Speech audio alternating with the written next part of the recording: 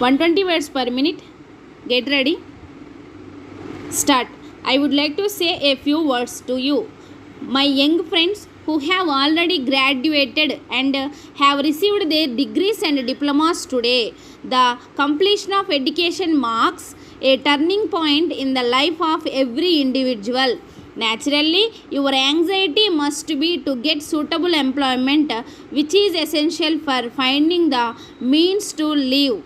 Opportunities for employment are being created increasingly as our development plans are implemented. The 5-year plans, for instance, which are in progress, envisage a few million jobs. It cannot be said that everyone who acquired a degree or a diploma will find employment immediately, but most of you would in due course find yourselves in one capacity or another. There is equality of opportunity for everyone, and to a large extent your future is really in your own hands. Whatever your station in future life, each one of you should first of all think of yourselves as citizens of the country. This confers on you certain rights which are guaranteed by the constitution, but it also subjects you to certain responsibilities which also have to be clearly understood. Ours is a democracy which enjoys freedom to the individual, but this freedom has to be subjected to a number of voluntary restraints in the interest of organized society, and the voluntary restraints have to be exercised and demonstrated in everyday life. A good citizen is one who obeys the law whether there is a policeman around or not, and who takes delight in performing his civic duties. In the olden days, the sense of self-restraint and discipline was inculcated by the combined effort of the family and the teacher. The economic stresses of the present day life unfortunately do not allow enough to the parents to look after their children. In the educational institutions, the numbers have grown so large as to take away the benefits which used to accrue formerly by personal contact between the teacher and the taught.